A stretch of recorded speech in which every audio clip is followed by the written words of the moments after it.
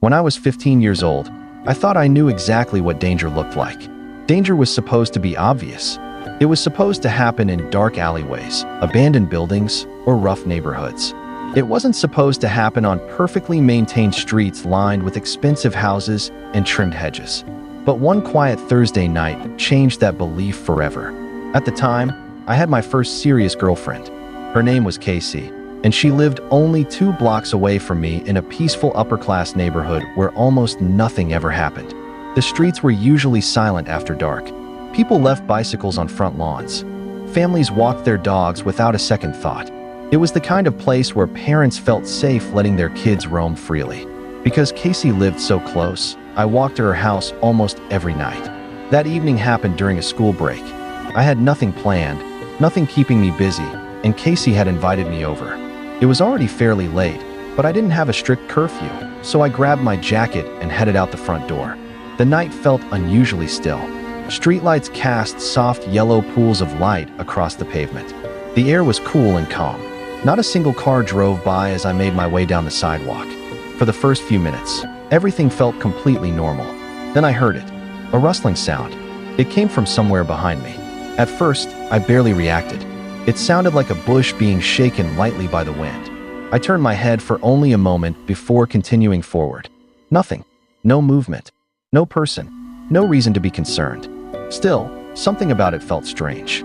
I walked a little faster. The sound faded behind me, and I convinced myself it was nothing. Maybe an animal. Maybe the wind. But then I reached the next block. Crack. This time it was unmistakable. A twig snapping. The noise echoed through the quiet street like a gunshot. I stopped walking. Slowly, I turned around. The road behind me was empty. The sidewalk stretched into darkness beneath rows of streetlights. Along both sides of the street sat thick hedges separating properties from the sidewalk, forming what looked almost like a continuous wall of bushes. There was nowhere obvious for someone to hide, and yet the uneasy feeling in my stomach only grew stronger. I stood there for several seconds, staring into the darkness. Nothing moved. No footsteps. No voices. No cars. Just silence. The kind of silence that feels wrong. Eventually, I forced myself to keep moving. Maybe I was overthinking things. Maybe I was just letting my imagination run wild because I was alone at night. Still, I couldn't shake the feeling that something wasn't right. My pace quickened. The distance between me and Casey's house was shrinking, but every step seemed to make me more aware of my surroundings. The bushes lining the sidewalks suddenly looked deeper than they had before. The shadows between houses seemed darker. Every small sound felt amplified. I had almost convinced myself everything was fine when I heard another noise. This one was different. Footsteps. Quick, light, but unmistakably human. My heart skipped. I turned around immediately while continuing to walk. Again, there was nobody there. Nothing. The street remained completely empty. The sight should have reassured me. Instead, it made me feel worse. Because now I knew I wasn't imagining the sounds. Something was making them. I just couldn't see what. The unsettling feeling became impossible to ignore. I picked up my pace again. At that point, I could finally see Casey's house in the distance. The familiar sight should have made me feel safe. Instead, I found myself reaching for my phone. Casey answered almost instantly. "Hey," she said. I tried to laugh off my nerves. "You're going to think this sounds stupid," I told her, "but I keep hearing weird noises behind me." "What kind of noises?" "I don't know. Bushes moving. Footsteps. Things snapping." There was a brief pause. "You sure it's not just animals?" "Maybe." But even as I said it, I didn't believe it. I continued walking while talking to her. The closer I got to her house, the faster my pulse seemed to beat. I rounded the bushes surrounding her driveway and stepped onto her property. The house was brightly lit. For the first time all night, I felt a sense of relief. I looked up and saw Casey standing at her bedroom window on the second floor. She smiled and waved. I waved back. Everything seemed normal. Everything seemed safe. Then she asked a question that instantly turned my blood cold. "Who is that guy behind you?" For a second, my brain couldn't process what she had said. The words felt disconnected from reality. "Who is that guy behind you?" I stopped walking. My grip tightened around the phone. A rush of adrenaline surged through my chest. "What?" I asked. Casey's voice suddenly sounded confused. "The guy behind you." Time seemed to slow. Every instinct in my body screamed at me to turn around. But part of me didn't want to. because somewhere deep down, I already knew I wasn't going to like what I saw.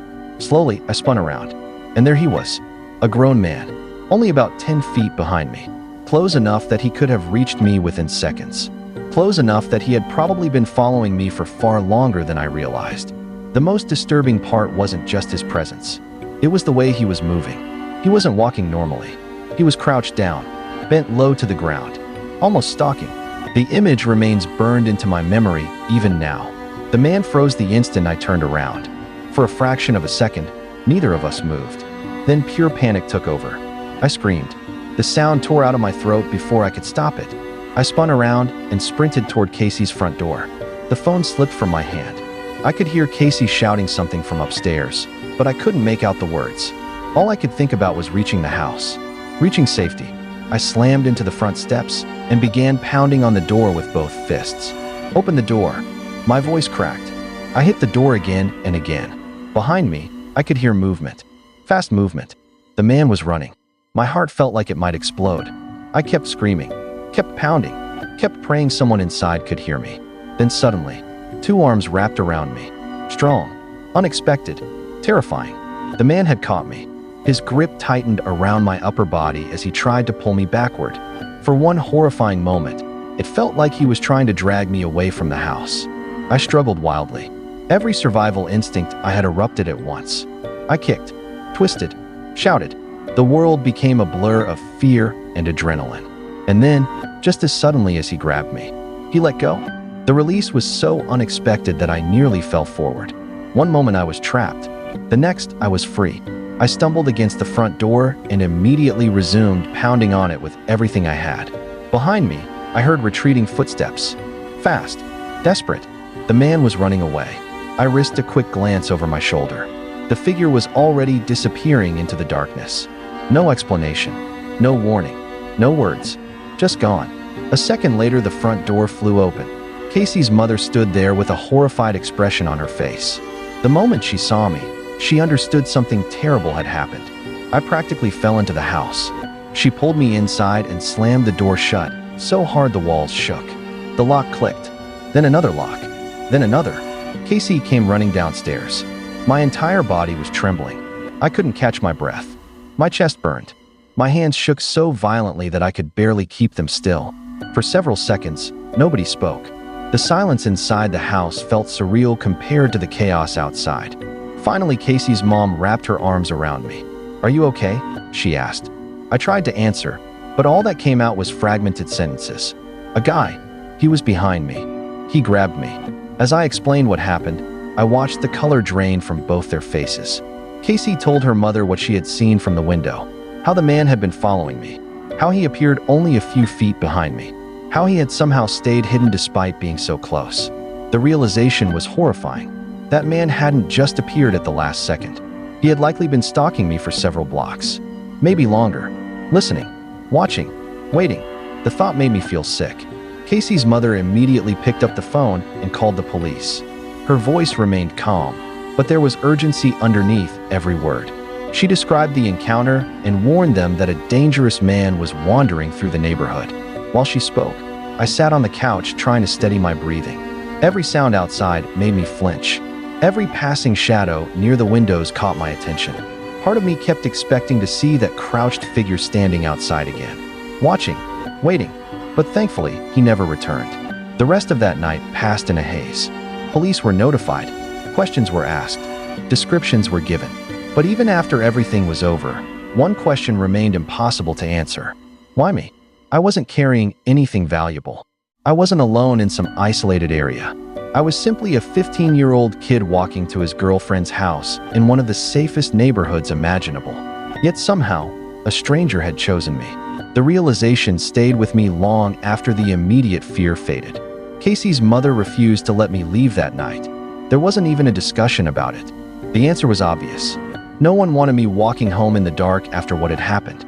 I remember sitting in Casey's room later that night, trying to act normal, trying to convince myself everything was okay.